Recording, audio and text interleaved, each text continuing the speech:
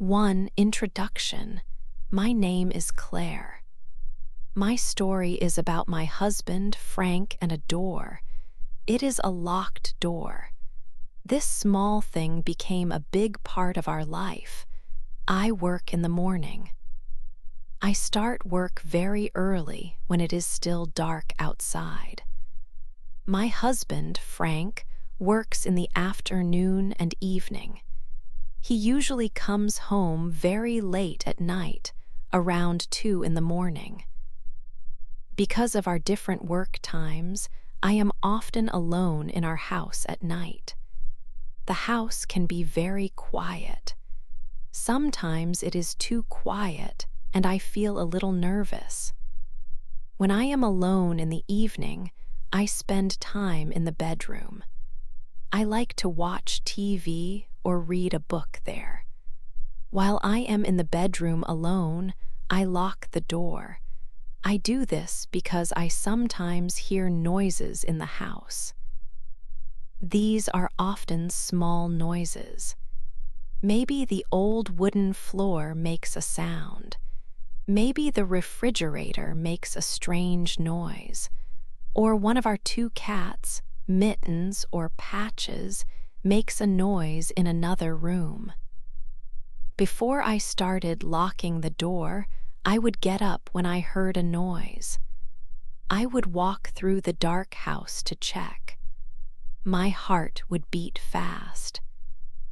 It was always just a cat, or the wind, or the house itself making sounds. I got tired of feeling nervous and checking every time. So, I started to lock the bedroom door. This helped me feel safer. If I hear a noise now, I can tell myself, it is just a normal noise. I am safe here in the bedroom with the door locked. It feels like a barrier between me and any strange sound outside the room. This habit helps me feel calm and relax when I am alone at night. I do not lock the door for the whole night. Before I am ready to go to sleep properly, I always unlock the door. My husband, Frank, comes home very late from work. He needs to be able to come into the bedroom to sleep. He is usually very tired and just wants to come to bed. Unlocking the door is the last thing I do before I go to sleep. This is our normal routine.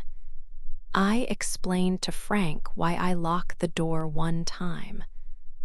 I told him it is because I am alone and it makes me feel safe from noises outside the room. He seemed to understand. He just said, "Okay, if it makes you feel better." He did not seem to think it was strange or a problem. This was our life. My quiet evenings, the sounds of the house, the locked door for my feeling of safety, and unlocking it for Frank when he came home late. It seemed like a simple thing. I did not know that this simple habit, the locked door, would become a big problem for us later. 2. An early return. One evening, I was in the bedroom. The door was locked. I was relaxing on the bed. I was watching television. The air conditioner was on. It made a soft, blowing sound. My cat, Mittens, was comfortable on my lap, purring. My other cat, Patches, was asleep on the end of the sofa. I felt very comfortable and safe in my own little world, just me and my cats and the TV show. It was a quiet, peaceful night like many others. Then, something not usual happened. Frank came home. He came home very early that night. He came home hours before the normal time he usually arrived. I found out later his job was very slow, so they told some people to leave and go home early. I did not expect him at all. I did not hear him come into the house through the front door. The television was a little loud. The air conditioner made its noise.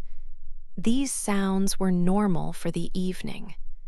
Frank must have walked quietly through the living room towards the bedroom door. Then I heard a sound at the bedroom door. Click, jiggle. He was trying the doorknob. It was locked. This sound was not normal.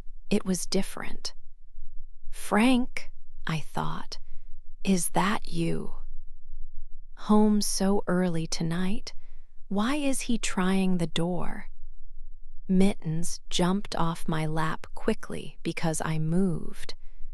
I stopped the television with the remote control.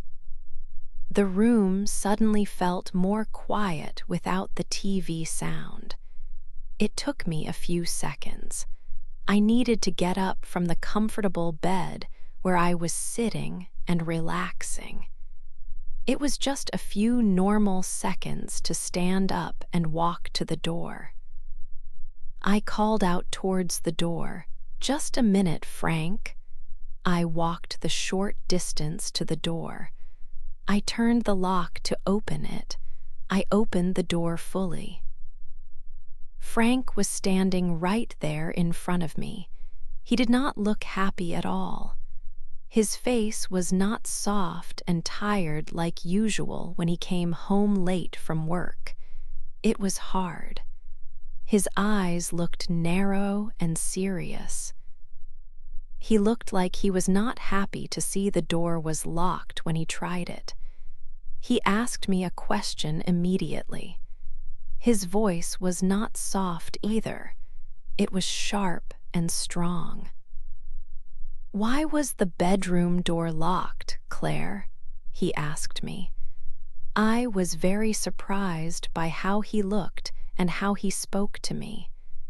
This was not the usual, gentle Frank I knew when he came home late at night.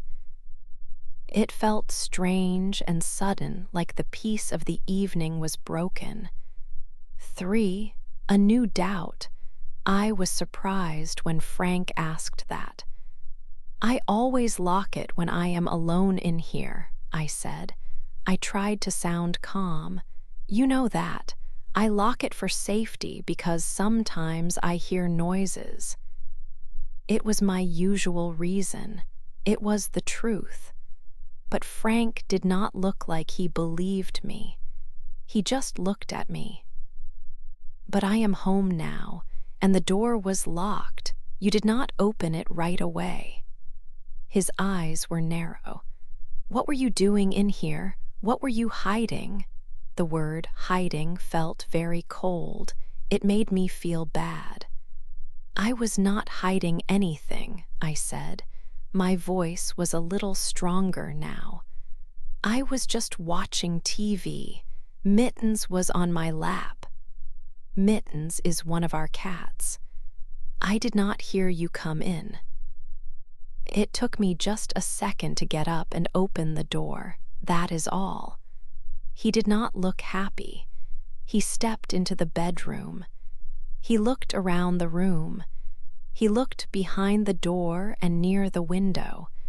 It was like he was looking for someone. My heart started to beat faster, but not from fear of noises. It was a new feeling, a bad feeling. "So you just lock yourself in here?" he asked.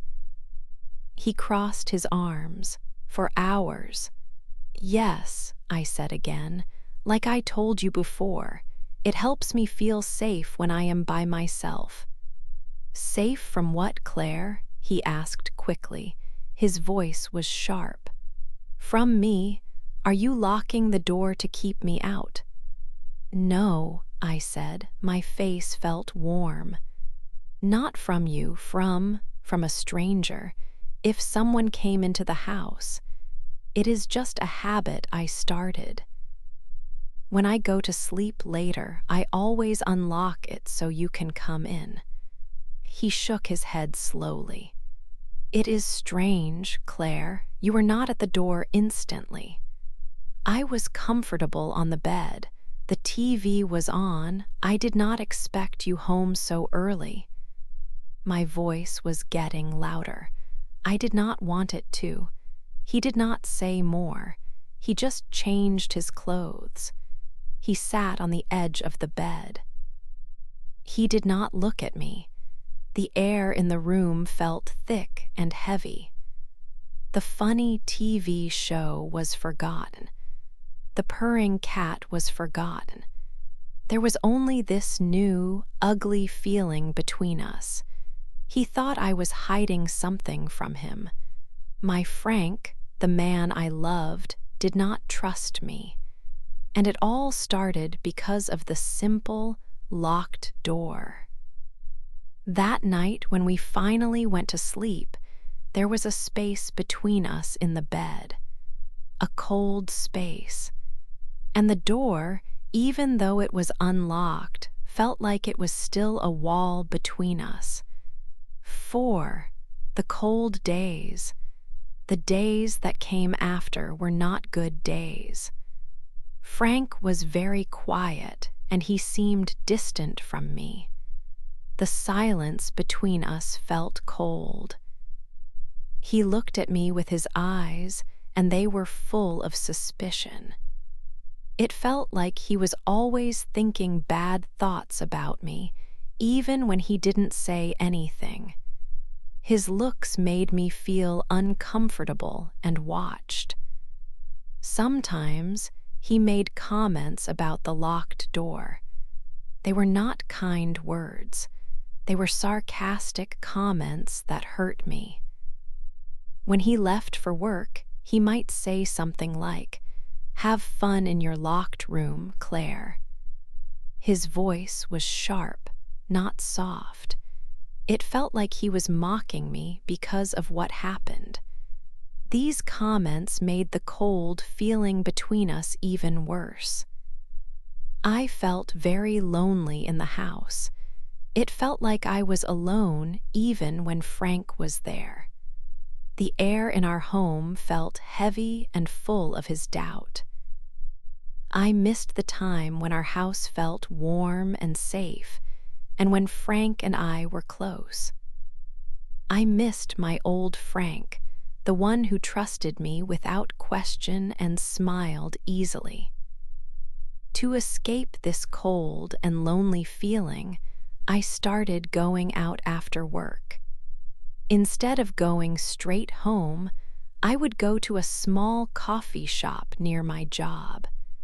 It was a quiet place with soft music.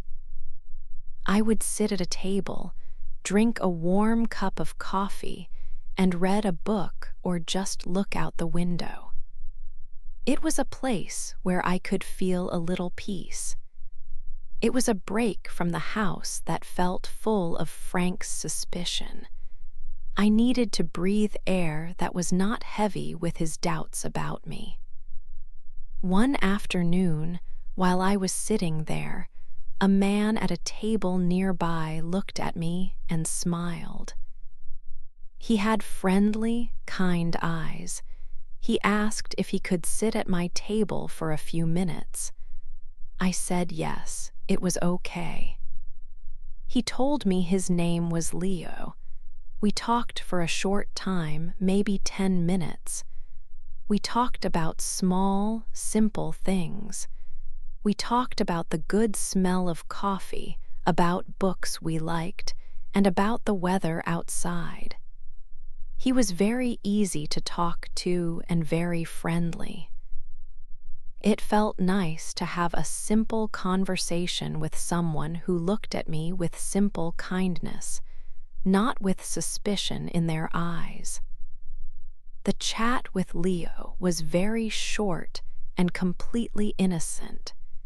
It was just two people being friendly in a public place. It meant nothing more than that. But I decided not to tell Frank about meeting Leo. I felt a fear inside me. I was scared that Frank would misunderstand our simple conversation. I was scared he would think it was something more, something bad.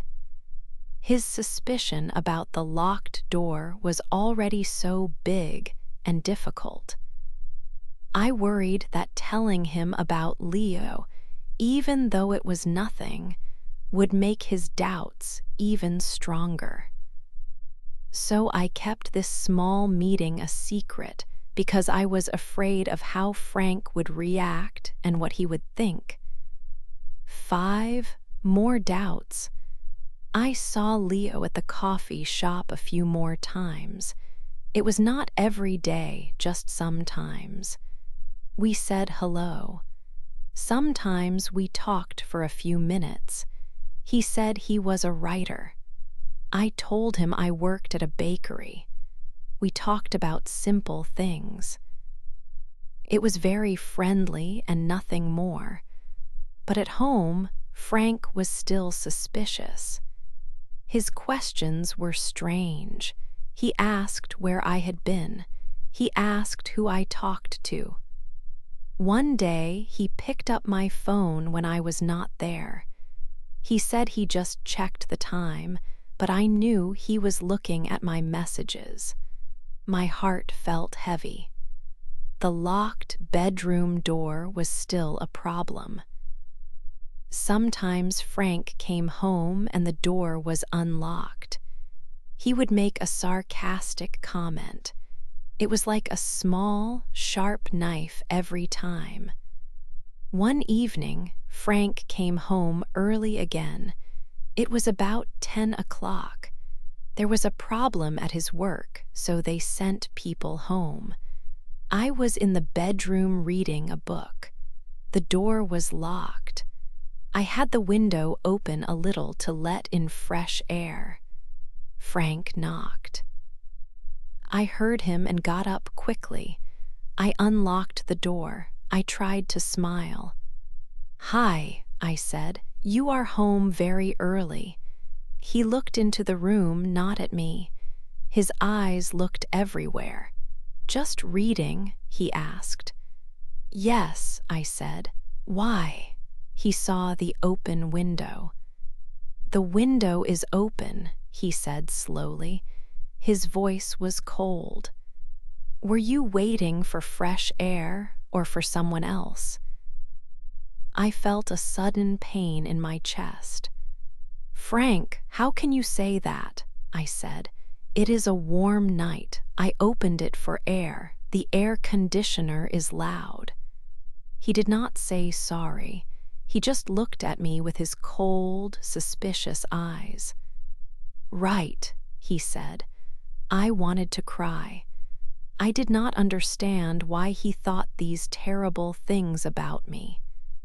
That night, I felt very far away from him in the bed. His suspicion felt like a dirty thing between us. 6, a big mistake. One afternoon, I went to the coffee shop. I felt very sad inside. My heart was heavy because of Frank's doubts. I sat at my table and ordered coffee. I thought about our home, which felt cold now. I looked at my coffee and some tears came to my eyes. I tried to hide them. Leo was there. He saw I was upset. He walked to my table. "Hey, Claire," he said softly. "You look unhappy today." I quickly wiped my eyes. "I'm okay," I said, but my voice was not strong. Leo looked kind. He pulled up a chair for a moment. "Sometimes talking helps," he offered. I didn't want to share my problems with Frank. I just shook my head. He seemed to understand. He reached out his hand. He put it gently on my arm for just a moment. It was a friendly, comforting touch. "I hope you feel better," he said. Then he went back to his laptop. I did not see Frank's cousin, Sarah. She was sitting in a quiet corner of the coffee shop. She saw Leo come to my table. She saw him put his hand on my arm. She did not hear what we said. Later that day, Sarah called Frank. She told him she saw me with a man in the coffee shop. She told him the man touched me. She did not tell Frank that I looked sad or that the touch was quick and friendly. She told Frank a story that was not completely true. She twisted it. When Frank came home from work, he was not like my husband. He was full of anger. He did not even wait for me to speak. He started shouting right away. "So," he yelled, "this is why you lock the door. This is who you are hiding." I was shocked. "What are you talking about?" I asked, feeling scared. "Don't lie to me, Claire," he shouted. "Sarah saw you at the coffee shop with the man. He was touching you." My mind went to Leo. "Leo," I said. "He just came over for a second. I was sad and he was being kind. That's all."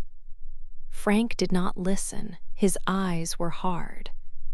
"Kind," he said loudly. "Touching your arm, Sarah said it looked like more than kind." He said terrible things. He accused me of having a secret life. He said the man was my lover. "No, Frank, that's not true," I cried. "You are making a big mistake. It was nothing bad." We started shouting. I tried to explain what really happened, but his anger was too strong. He only heard Sarah's twisted story. We had a terrible fight. Hurtful words came out. He kept accusing me, and I kept trying to tell the truth. But he did not believe me. The simple, friendly touch from Leo became the biggest problem. It made Frank's suspicion explode. The fight felt like the end of everything between us. I felt completely alone with his anger. 7, I leave home. After our big fight about Leo, something inside me felt very tired. Frank still did not believe me. He kept asking questions. He asked what Leo looked like and what we talked about. He even asked if Leo came to our house when Frank was at work. This idea was very bad to me. It was not true at all. I felt like I could not think straight. I stopped going to the coffee shop. I was afraid someone would see me and tell Frank more untrue stories. I stayed home after work. The house was quiet and empty. In the evening, I still locked the bedroom door, but now it felt different. It felt like I was locking myself away from Frank's anger and his terrible thoughts about me. One night, Frank came home. I was in bed, pretending to be asleep. I had unlocked the door for him. He came into the room. He did not turn on the light. He just stood there for a long time. I could feel him watching me in the dark. Then he said very quietly that he did not know who I was anymore. His words hurt me very much. They were like a sharp knife. I turned to face the wall. Tears came from my eyes silently onto my pillow. I thought, who is he? This angry man is not the Frank I married. The next morning, I knew I could not stay. Frank was asleep after his night shift. I took a small bag. I put only a few clothes inside. I did not know exactly where I would go. Maybe to my sister's house in another town. I just knew I had to leave this house today. I could not live with the suspicion for one more hour. I wrote a short note. I put my feelings into simple words. I told Frank that I could not live like this. I wrote that the door was never locked against him. I wrote that his not trusting me was why the door felt locked for him now. I said I had never hidden anything from him. I told him I had to go away for a while. I needed time to think. I left the note on the kitchen table. I looked at our wedding photo on the wall. We were smiling in the picture. We looked very happy. We looked like we trusted each other completely. My heart felt very heavy. I walked to the front door. I walked out of the house. I left the key on the inside. I did not lock the door behind me. It felt like there was nothing left to protect anymore. Our marriage felt broken. 8. A new start.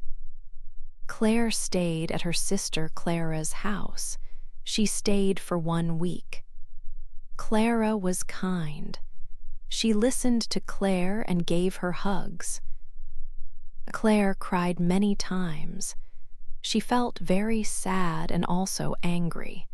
She missed Frank, the husband she knew before. But the new Frank, full of bad thoughts, had hurt her feelings deeply. The phone was silent for the first few days. Frank did not call or send messages. Claire thought maybe he was happy she had left. Maybe he really believed she had gone to meet someone else. This thought made her feel sick inside. Then, on the 5th day she was away, Frank called. His voice was not angry.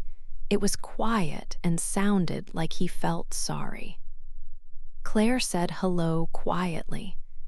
There was a long time with no talking. Then Frank said the house was too quiet without her. He said the cats missed her too. He told her he read the note she left many times. He said his cousin Sarah had called him. Sarah told him that she had made the story about the coffee shop sound worse than it was. Sarah said Claire looked sad, and Leo, the man, just tried to be nice and comfort her. Sarah said she felt bad that she had caused problems. Frank said he knew now that it was nothing bad. He said he thought about things.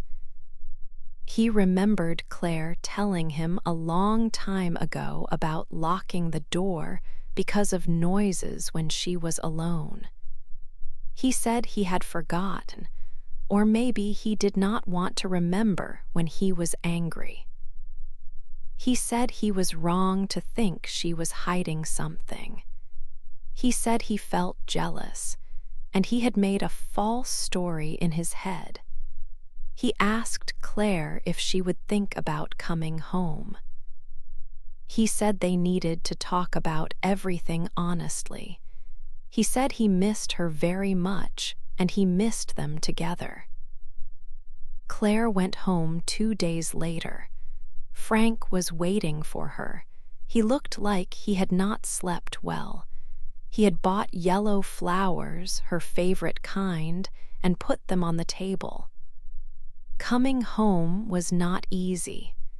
Frank said, "I am sorry," many times. Claire knew it would take a long time to build trust again. Trust is like a glass that is broken. You can put the pieces together, but you can still see the lines where it broke. They talked for many hours that day.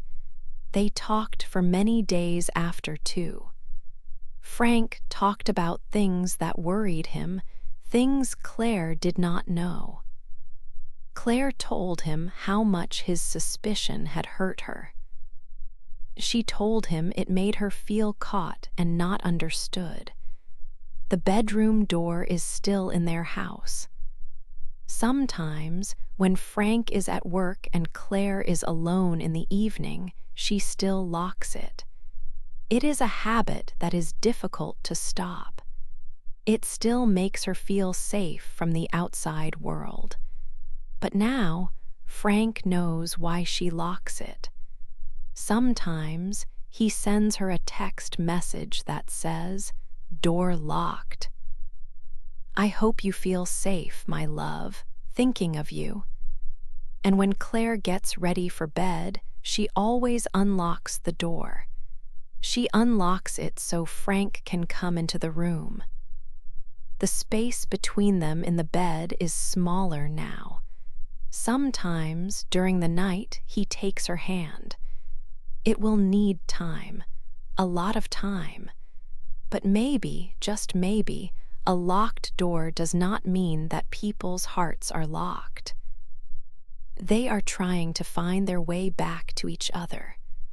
One unlocked moment helps.